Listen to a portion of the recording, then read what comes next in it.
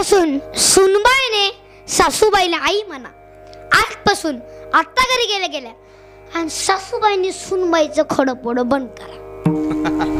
तुम्ही म्हणाली हिच्या आयाची हिचा बाप तसा साळीत दिरण पीसच राहिलं. एवढे भिकार आहेत का आपण? अय सासा, तुम्ही उलट फिरायचं. तुम्ही म्हणायचं माझी सून आय आय आय आय लक्ष्मीच.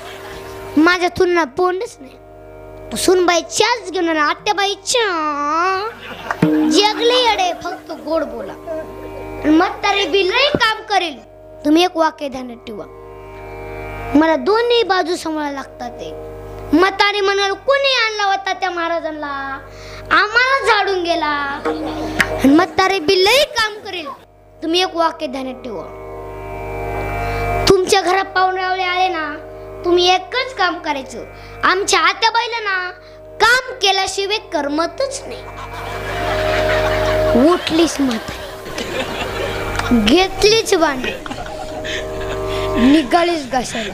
आखी साबण कलास करील पण भांडी आय आय आय आय आरसाच. आजपासून सुनबाईने सासूबाईला आई म्हणली. आजपासून आता घरी गेल्या गेल्या आई आई तुम्ही माझ्या आत्याबाई नाही. धरू का तुमचं पाय? म्हातारे मला माऊलीचं दाण्यात ठेवलं का काय? आई तुम्ही माझ्या आत्याबाई नाही. मला जन्म दिलेला आहे फक्त 18 वर्षापर्यंत आणि तू माझी आई तुम्हाला कावळ्याशिवाय पर्यंत. म्हातारे म्हणते बाया दुसऱ्याचं लेकरू आलंय, सासऱ्याला बापासारखं प्रेम करतं, सुंदर संसार करतं, मला बी आई म्हणतं. आता तू कशाला चपात्या करते? मी आहे ना हो. जाम झाली म्हातारी चपात्या करू करू. सुनबाई टीव्ही पुढे आणि म्हातारी चुली पुढे. इकडे टीव्हीला मालिका लागली, तुझ्यात माझा जीव रंगला. जीव कुठं रंगला? म्हातारी चपात्या करू करू. इकडून म्हातारी म्हणली रागीर झाले. हसलंच पाहिजे. जे हसतात ते सज्जन असतात आणि हसतच नाही त्यांचा काय ते लपडा असतो.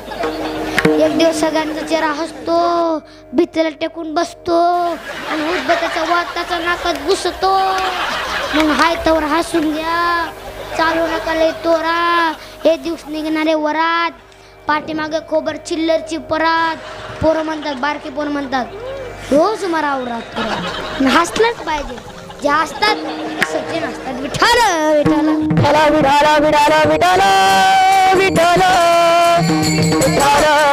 विठाल. तर माऊली मी परवा कीर्तनाला जात असताना माझं कीर्तन साताऱ्यामध्ये असल्या कारणाने मी आळंदीतून सकाळी 11 वाजता निघालो. तर मी माझे गुरुवर्य हरिभक्त पारायणसी स्वर सम्राट ह बाप्पा श्री स्वर सम्राट भाऊसाहेब महाराज पाटील जहूरकर, मी वडिलांमुळे 4 राज्यात कीर्तन करतो. अरे जन्मदातच माझ्या बापाने कीर्तन शिकवलं. मी या राज्यात 4 राज्यात कीर्तन करतो. हे माझ्या वडिलांची ताकद आहे. पण 2 कलाकार आम्ही सर्वजण निघाला असल्या कारणाने पुण्यामध्ये दुपारी 2 वाजता 70 वर्षाची आजीमाई आणि डोळ्यात चष्मा, हातात काठी, गुडघ्यापर्यंत लुगडं घातलेली आणि ती पायात चप्पल नसलेली ती 70 वर्षाची आजीमाई. मी त्या आजीमाईला पाहिलं. लगेच आमच्या ड्रायव्हरला सांगितलं की गाडी थांबव. गाडी थांबितल्यानंतर मी त्या आजीमाईला माझ्या गाडीमध्ये बसून घेतलं. गाडी 5 किलोमीटर अंतरावर गेला असताना मी आजीमाईला विचारलं, आजीमाई तुम्हाला मुलं किती आहेत? तेव्हा त्या आजीमाईला सांगितलं की पोरा मला 3 मुले. मग मी आजीमाईला विचारलं, आजीमाई तुमची मुलं तरी काय करतात? तेव्हा त्या आजीमाईला सांगितलं की पोरा माझा पहिला मुलगा इंजिनियर आहे, माझा दुसरा मुलगा शिक्षक आहे. मग मी आजीमाईला विचारलं, आजीमाई तुमचा 3रा मुलगा काय करतो? त्याचं नाव घेऊ नको. मी विचारलं टँगो मारतो काय? टँगो नाही. जुगार नाही. पॉकेट मनी नाही. मग आजीमाई तुमचा मुलगा नेमकं करतो तरी करतोय काय? तेव्हा त्या आजीमानं सांगितलं की पोरा माझा मुलगा तुझ्यासारखं रोज एक गाव कीर्तन करत बोंबलत फिरतो. आता तेव्हा मला कळाले की मंडळी मी रोज एक गाव कीर्तन करत बोंबलत फिरतो. विठाल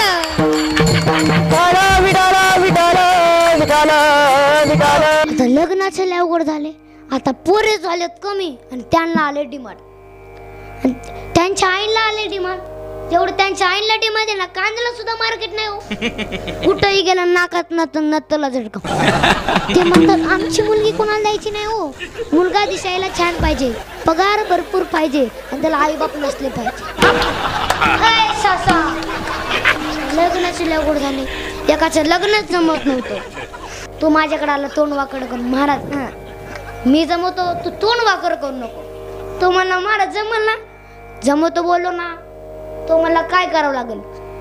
मी म्हणलं माळ आणि बुक्का. ह्या माळीतला बुक्क्यातच लई पावर आहे. त्यांनी माळ बुक्का आणली, पण त्यांनी बारीक माळाची माळ आणली. मी म्हणलं बारीक माळाची माळ जमत नाही. बारीक म्हणण्यावर बारीकच बायको भेटल. तो मला नाही, मला मोठी पाहिजे. मी म्हणलं टपोरी म्हणायची. हटकाला कचा कचरुतायचं. मला म्हणायचं लय दुतात काय. मी म्हणलं लग्न मग ऋतुन्य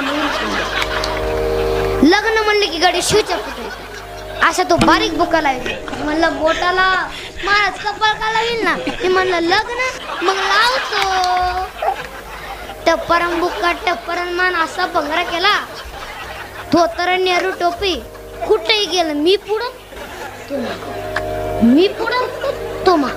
काही दिवसात तेच पुढं मी माग. लोक त्याच्या पाय पडायचे महाराज महाराज. मी म्हणलं खरं तर किंमतच नाही रे. मग कीर्तन झालं. महिला मंडळी म्हणायचे अरे ते संघ आलेलं होतं. अजून उलट विचार करायचे. माऊली संघ राहते, व्यसन नसल, आई बापाला जपीत असल, आई बापाची सेवा करते, वरकरच्या घरी मध्ये सुखेल आपली पोरगी देऊन टाका. 10 जणांची सोरी जमून दिली योच पेटूर ना. आता इथं जर कोणाचं जमत नसत चलो माऊली जाऊरकर जिंदाबाद. आमच्या विठाला विठाला विठाला विठाला विठाला विठाला विठाला विठाला विठाला विठाला विठाला. आता वट्यावर बसले आहेत ना, यांचं लग्न नाही म्हणा.